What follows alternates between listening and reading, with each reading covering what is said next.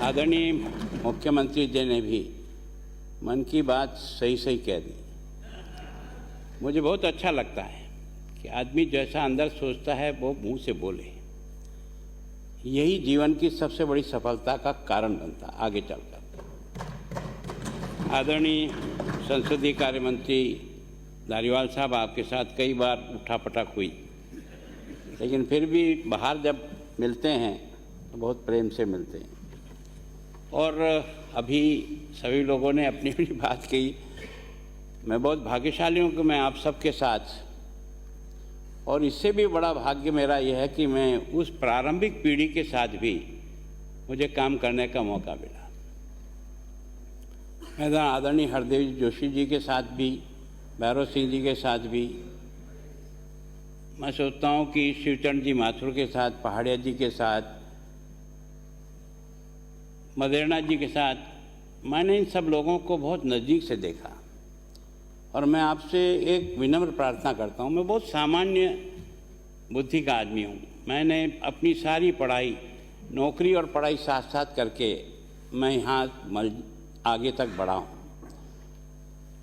कोई बहुत विलक्षण बुद्धि का आदमी भी नहीं, लेकिन आदरणीय भैरव सिंह जी ने और इन सब पुरानी पीढ़ी ने एक बात समझाई कि अगर तुम अपनी विधानसभा का धर्म ईमानदारी से निभाना चाहते हो तो अधिक से अधिक समय बैठने की आदत डालो,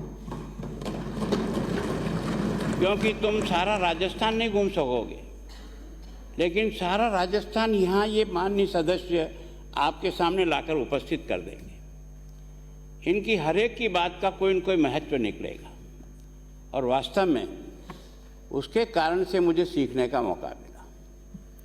और मैं आप सभी सदस्यों से भी प्रार्थना करता हूँ कि जनता हमें सेवा करने भेजती है, आनंद करने के लिए नहीं भेजती। जनता हमारा इतना मान और सम्मान बढ़ाती है, हमको इस ऊंचाई पर ला कर के बिठाती है। उस जनता के प्रति हमारा समर्पण, यही हमारी ज़िंदगी की सबसे बड़ी कमाई है। चुनाव हारना जीतना ये चलता रहता है, कोई इसमें कोई बहुत ज़्यादा अभिमान करने की ज़रूरत नहीं है और दुखी होने की ज़रूरत नहीं है। लेकिन जनता जिस भाव से आपको यहाँ भेजती है उसका प्रतिनिधित्व हम पूरी ईमानदारी के साथ करें, और एक इस बात की कोशिश करें जो मैंने इन सब श्रेष्ठ पुरुषों से, मैंने भैरव सिंह जी को भी देखा, आपस में इस तरह से बहस होती थी कि ऐसा लगता था कि एक दूसरे से लड़ पड़ेंगे, लेकिन बाहर निकलते हुए दोनों एक ही कमरे में चाय पीते हुए मिल जाते थे, भोजन भी साथ साथ करते थे। इसका मतलब हमारा वैचारिक संघर्ष है, हमारा व्यक्तिगत संघर्ष नहीं है। इस विषय को हमें मन से पूरा पकड़ना चाहिए। और मैं सीपी जोशी साहब का बहुत आभारी हूँ कि जब हमारी सरकार थी तब आप हमसे लड़ते थे, हम आपको बिठाते थे, और आप भी ये कोशिश करते थे कि सदन चलना चाहिए। सच में अगर जनता की सेवा करना चाहते हो तो सदन को अधिक से अधिक चलाओ, जो कहना हो यहाँ कहो। अगर बिना बात किए हुए सदन खत्म हो जाएगा तो जनता की समस्या को रखेगा कौन यहाँ पर? हमको जनता ने उसकी समस्या को रखने के लिए, उस पर चर्चा करने के लिए भेजा है, समय बर्बाद करने के लिए नहीं भेजा है। इस विषय को समझने का प्रयास करके इसको आगे बढ़ाने का प्रयास करना चाहिए। मैं सोचता हूँ कि सीपी जोशी साहब और हम दो अलग अलग पार्टी में थे। डिबेट कंपटीशन में भी ये सामने आते थे, हम इधर से आते थे, लेकिन व्यक्तिगत स्नेह हमेशा बना रहा, और उसके कारण से मैं तो बहुत भाग्यशाली हूँ कि इसमें बार 15वीं विधानसभा में आपने जो मेरे को मान और सम्मान दिया, मैं आपका ये कर्जा कभी नहीं चुका सकता। मतलब आपने हर बात को समझ करके उसके अनुसार अपने आप को भी कई बार ढालने का प्रयास किया, और किस तरह से सदन चले इसका प्रयास किया। ये पहला 15वीं विधानसभा है कि सीपीए के माध्यम से पहली बार हमको पता लगा कि सीपीए होता क्या है, और आपने देश भर के उन सब लोगों को आपने यहाँ इस सदन में बुलाकर इस सदन का भी गौरव बढ़ाया, और हमारा भी जीवन में कुछ समझने के लिए एक तरह से आपने अवसर दिया। मैं सोचता हूँ जिंदगी की सफलता और असफलता बाहर कहीं नहीं मिलती, अपने अंदर है। इसको समझने का प्रयास करें। कोई गरीब नहीं होता है, कोई कमज़ोर नहीं होता है। ईश्वर सबको एक सी मशीन दे के भेजता है। उपयोग किस ढंग से करें ये अपने पर निर्भर करता है। मैं सोचता हूँ कि मैंने इतने वर्षों तक आपके बीच में रह करके बहुत कुछ सीखने का प्रयास किया है। मैं कोशिश करता हूँ हमेशा कि अपने से श्रेष्ठ व्यक्ति से अगर कोई चीज़ अपने को मिल रही है तो उससे उठाना चाहिए, लेना चाहिए। अब मैं आपको अशोक गहलोत साहब आप नहीं जानते होंगे, मैं 80 में भी विधायकपुरी में रहता था, 77 में। मैं आपको एमपी होते हुए भी मेरे उस स्वागत कक्ष में अपने लोगों को टेलीफोन करने के लिए 2-2 घंटे बैठते हुए देखा मैंने। तो मैंने सीखने का प्रयास किया कि एक आदमी एमपी होते हुए भी इस स्वागत कक्ष में बैठ करके अपने लोगों से बातचीत कर रहा है। इसका मतलब अच्छाई तो आप जहाँ से ढूंढो वहाँ से मिलेगा।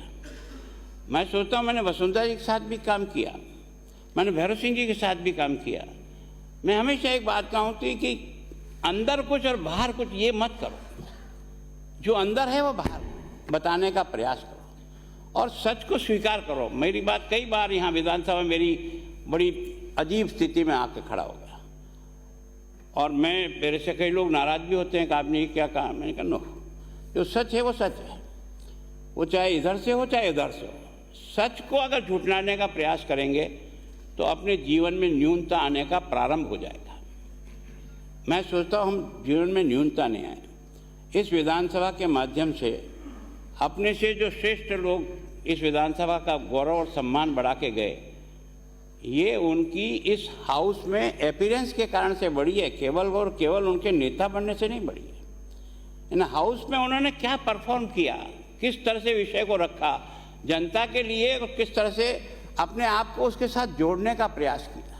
और मैं सोचता हूँ कई बार सत्ता पक्ष से भी आता है, विरोध कोई अच्छी बात बताता है तो मिलजुल करके उसको एडजस्ट करके उसको अच्छा बनाने का प्रयास करते हैं। जिद नहीं करते हैं कि नहीं उन्होंने कहा इसलिए नहीं मानेंगे।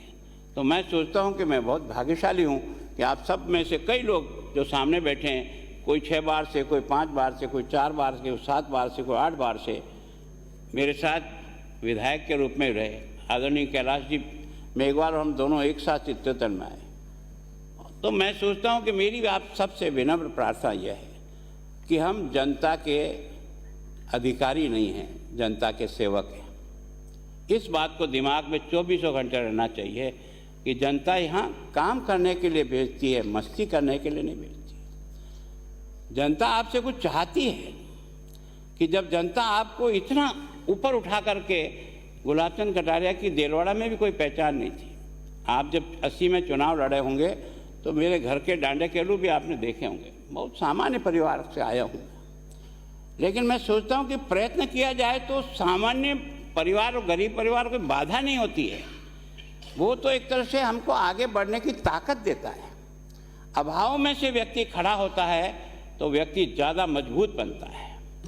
उसके अभाव ही उसकी ज़िंदगी का आभूषण बन जाता है। लेकिन बस यही रहना चाहिए कि मुझे जनता ने जिस काम के लिए भेजा है, मैं अपनी पूरी ताकत, निष्ठा, ईमानदारी के साथ उस जनता का सेवक बनकर के काम करने का प्रयास करूं। और मैं सोचता हूं जब दुख की घड़ी में और जब चुनाव लड़ते हैं ना, तो वही माई बाप हमको कोई उनको आशीर्वाद देता है, पता नहीं कब सोचता है और कब देता है, और हमारी गाड़ी पार हो जाती है।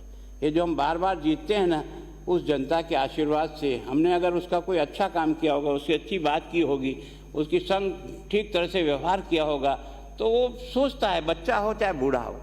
ऐसा नहीं है कि 8 साल का बच्चा आ गया तो उसके साथ हमारा व्यवहार दूसरा हो, कोई बड़ा सेठ आ गया तो हमारे साथ व्यवहार दूसरा हो, कोई गरीब फटे कपड़े का आ गया तो हमारा व्यवहार दूसरा हो। ऐसा नहीं है। हम जनप्रतिनिधि हैं। जनता ने हमको जिस काम के लिए भेजा है वो छोटा बड़ा सब मेरे लिए सब कुछ है।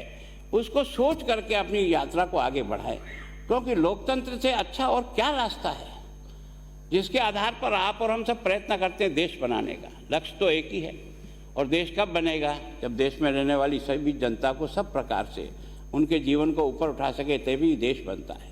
तो मेरी विनम्र प्रार्थना है कि आप सी पी जोशी साहब, आपका मैं बहुत धन्यवाद करता हूँ कि आपने इस अवसर को एक तरह से इधर बदलने का प्रयास किया। तो मैं आपको मुख्यमंत्री जी विश्वास दिलाता हूँ, मैं राजस्थान का हूँ, आपका हूँ।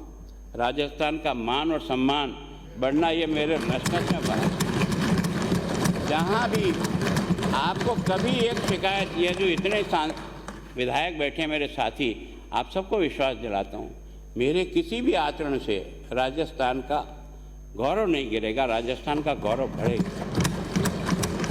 मैं इतना आपको भरोसा दिला सकता हूँ। और मैं जहाँ हूँ, मुझे भी आप सेवा करने का मौका दे तो मैं जो कुछ कर सकता हूँ वो करूँगा। और प्रदेश के लिए भी जो कुछ मेरे इस स्थान का उपयोग होकर प्रदेश के हित में जो जो काम किए जा सकते हैं, वो मैं चाहे प्रधानमंत्री से और किसी से भी जाना होगा, मैं निश्चित जाऊंगा। राजस्थान का उत्थान मेरा उत्थान है, आप और मेरा सबका साथ मिलकर के उत्थान है। मैं आपसे फिर, क्योंकि मैं कई बार बड़ा, आपने कहा, बड़ा भावुक हो जाता हूँ, कई बार आपसे भिड़ जाता हूँ, कई बार आपके साथ बड़ा कटु शब्दों का प्रयोग हो जाता है, कई बार आपको लगा होगा। मैं आपसे क्षमा चाहता हूँ। मेरे मन में किसी प्रकार का कोई किसी के वैर दुश्मन या कोई गलत बात रहती नहीं है, कुछ क्षणिक रहती है, उसमें कुछ आवेश में कुछ अगर कमी खामी रही हो तो आप चाहे मंच हो चाहे आप हो, सबसे क्षमा याचना करते हुए आप सबसे आशीर्वाद लेकर, आप सबका आशीर्वाद मेरे पर रहे ताकि मैं अपने काम को एक अच्छे जनसेवक की तरह से और संवैधानिक पद पर रहते हुए, संविधान की पालना करते हुए अपनी इस लोकतंत्र को मजबूत करने के लिए जो कुछ भी मुझसे हो सकेगा ज़रूर करूँगा। धन्यवाद।